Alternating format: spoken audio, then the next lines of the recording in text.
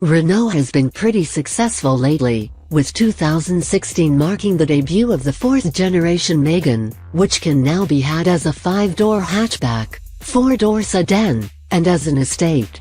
Things are about to get a little juicier in the Megane stable, however, as we've just received some pictures of what we believe to be the Megane R.S. prototype putting in some work on public roads.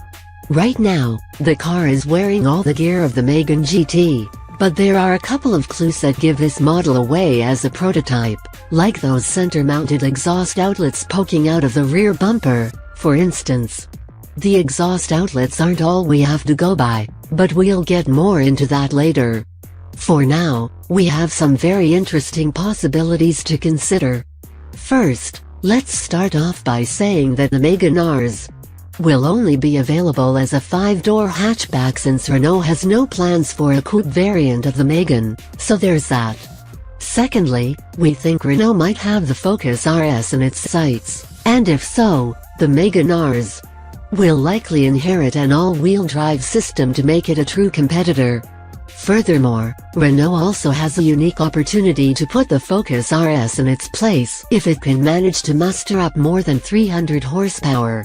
Of course, the model you see in the pictures here is just a prototype that was cobbled together out of a Megane GT, so let's not get too far ahead of ourselves.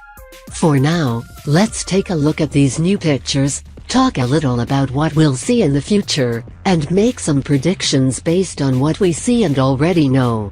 So, Renault Sport just hit 1 million followers on Facebook, and it decided to celebrate with a rather cool video that starts off reminding us just how cool the 90s were with 32-bit graphics and old-school sports cars. As the video goes on, we see new iterations of various Renault vehicles and increasingly better graphics, with the last 3 cars in the video rolling off into the distance. A 1 million thanks, yes it's really spelled wrong, flashes on the screen, but things don't stop there.